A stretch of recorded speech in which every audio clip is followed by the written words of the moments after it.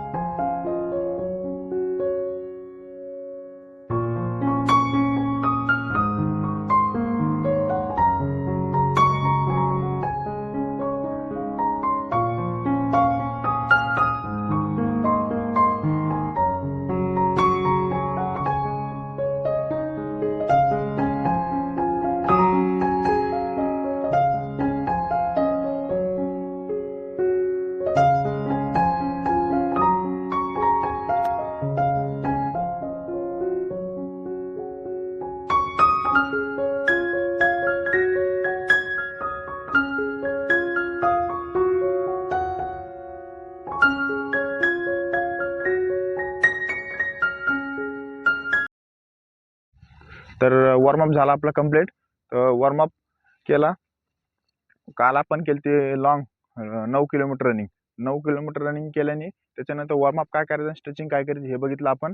आज आपण करणार आहे लॅडर वर्कआउट. लॅडर वर्कआउटने काय होतं, जे आपले रनिंग करताना स्टेप असते, फूट स्टेप, ते ओके होत्या. कारण की पहिले आपण चॅलेंजच्या आधी पण आपण लॅडर वर्कआउट करत होतो. तर आता पहिल्यापेक्षा आता काल जे आपण लॉंग केलं ते थोडा रिझल्ट भेटतो.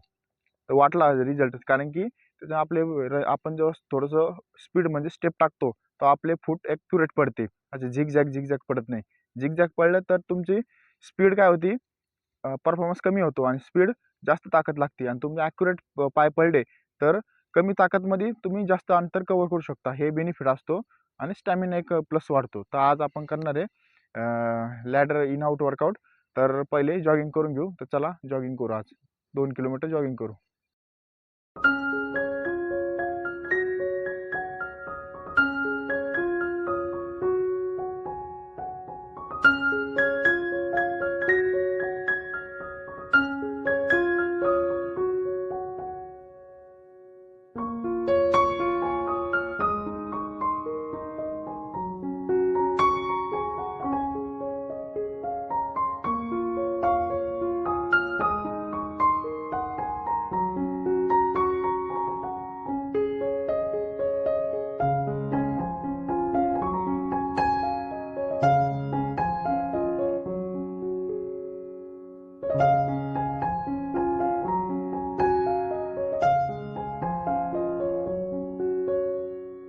तर आपलं 3 किलोमीटर जॉगिंग कंप्लीट झाली.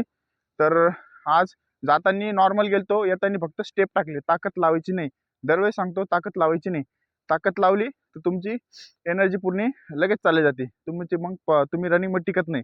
तर हे झालं.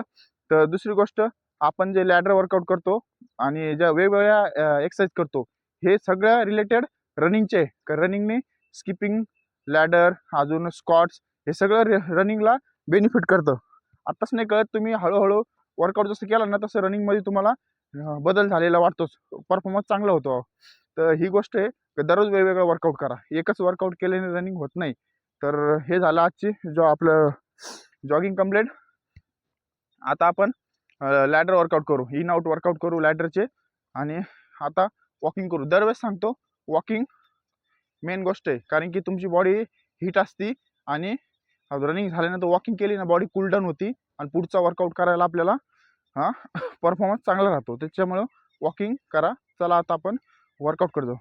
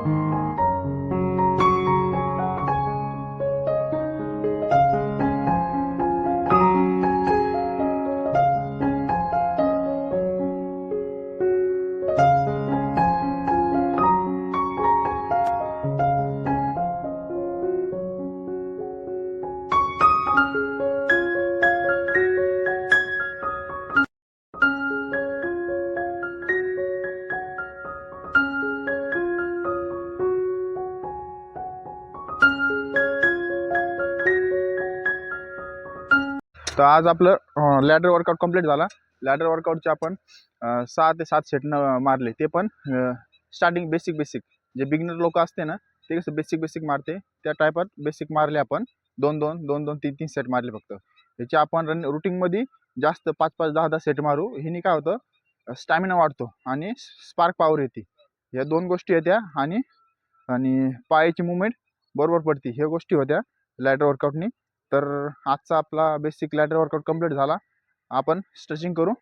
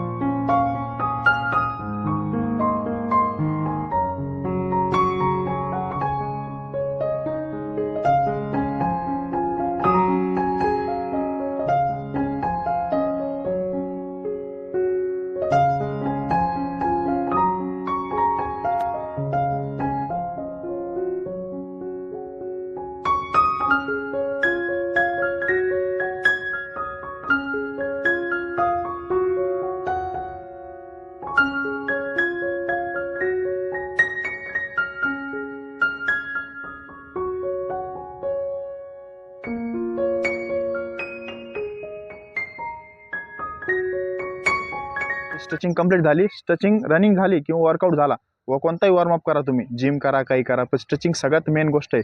कारण की तुम्ही जे बॉडीला ट्रेस देता, रनिंग करता, जिम करता, काही देता, त्याच्यानंतर पूर्ण बॉडी ट्रेस होते, त्याच्याकडे पूर्ण बॉडी रिलॅक्स करणं लागते, तर तुम्ही दुसऱ्या दिवशी वर्कआउट करू शकता. त्याच्यामुळे स्ट्रेचिंग सगळ्यात मेन आहे. भले वर्कआउट तुम्ही कमी करा, पण स्ट्रेचिंग 100% करणं म्हणजे करणंच लागते. तर आता आपण ग्राउंडला थोडंसं कचराचं हे होतं गवत, ते आपण साफसफाई करू राहिलो. तर चला आता थोडंसं वर्क करू थोडं.